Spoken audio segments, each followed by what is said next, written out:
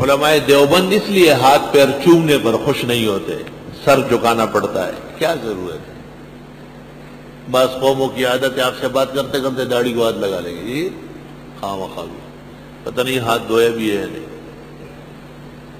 بخاری شریف صلح میں ہے کہ یہ مشرکین کی عادت تھی، آپ کی داڑھی کو جو ہاتھ لگا رہے تھے، اور صحابی نے تلوار کے دستے سے پیچھے ہٹائے، پیچھے ہٹو، نجس ہاتھ ہے تیرا، نبی کی پاک داڑھی کو ہاتھ لگا رہے ہیں۔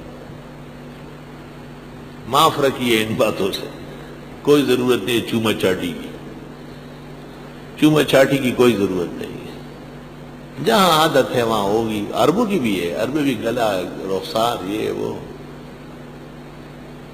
ایسا چومتے ہیں جیسے گائے بچڑے کو چومتی ہے، سمسڑی نے خیجوڑ کی، شپک شپک شپک ایسے کہاں۔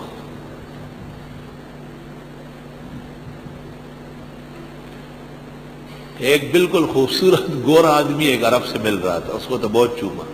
ایک کالا کلوٹا سوڈانی بھی ہے، اس کو تھوڑا سا چوما۔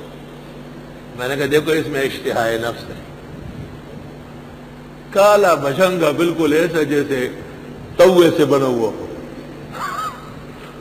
اس کو تھوڑا سا وہ چوما چھوڑ دیا اس کو۔ الحمدللہ ہمارے علماء، ہمارے مشائخ اساتذہ، انہوں نے حدود شرع کے اندر محبت تعظیم کی اجازت دی ہے۔ اللہ، یہ دو وجوہ، الجہل عن المصالح الشرعیہ اور التجاوز عن الحد الشرعی فی الحب والتعظیم،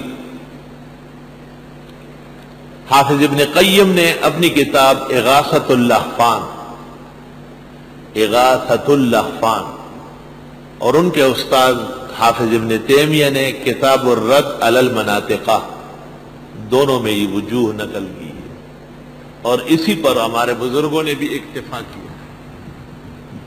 اجزو مصطفین الاخیار، اللہ کے برگزیدہ اور پاکان بندوں کا عجز اور بے بسی کہ سب کے سب اللہ کے سامنے عاجز اور بے بس۔ یہ مسئلہ ہے، الہ کا مسئلہ یہی ہے، عبدیت اور الوہیت کو یہیں سے پہچانا جاتا ہے۔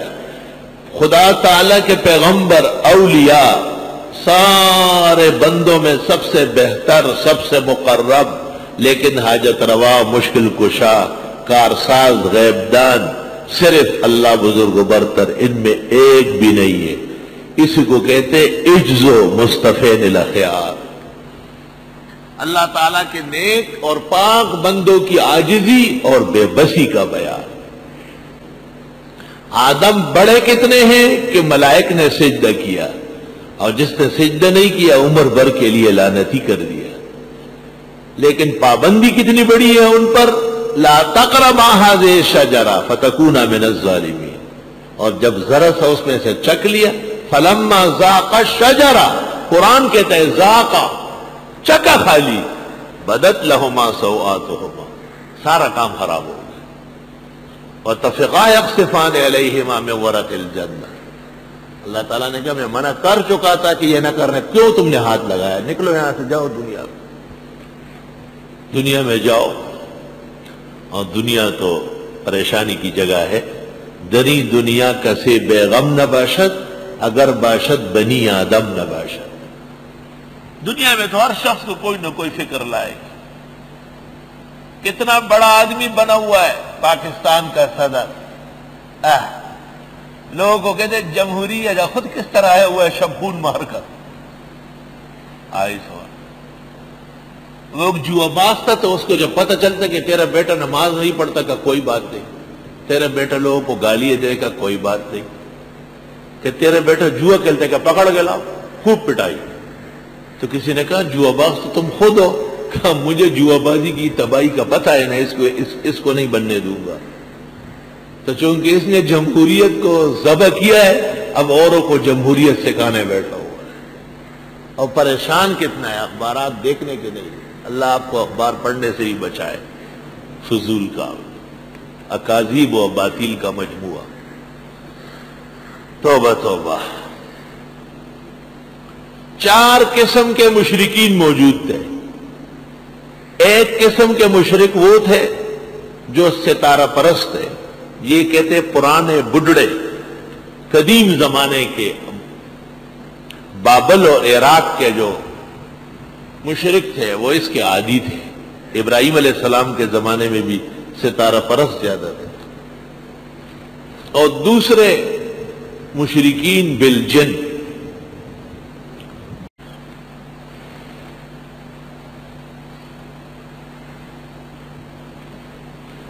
دوسرے قسم کے مشرکین یہ تھے جنات کو الہ ماننے والے، اور ان پر میں آیات پیش کروں گا انشاءاللہ۔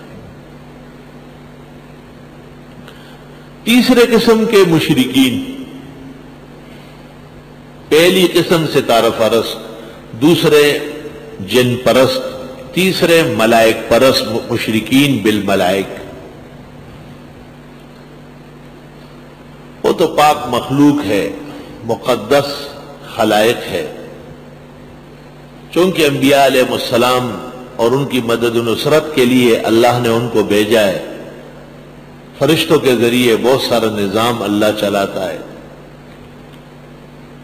کچھ فرشتے بارش اور زمین کی آبادی پر مقرر ہے، کچھ فرشتے روح قبض کرنے پر مقرر ہے، کچھ فرشتے قوموں کو ہلاک کرنے پر مقرر ہے، اور کچھ فرشتے اللہ نے قیامت کے انعقاد کے لیے اسرافیل اور ان کی جماعت کو تیار رکھا ہے۔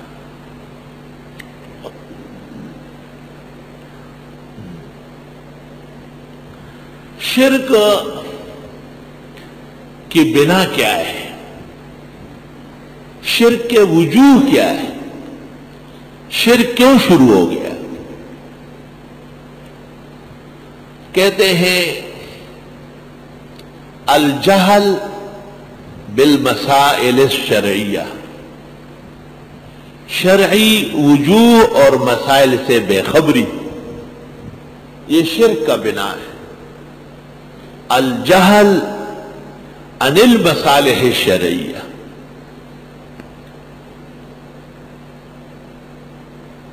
والتجاوز عن الحد الشرعی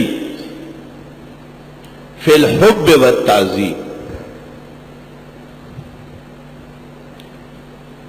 یہ دو وجہ تو تقریباً پائی جاتی ہے، یا جہالت، دین سے ناواقفیت، اور یا بزرگوں کی اور بڑوں کے احترام میں اور محبت میں شرعی تجاوز۔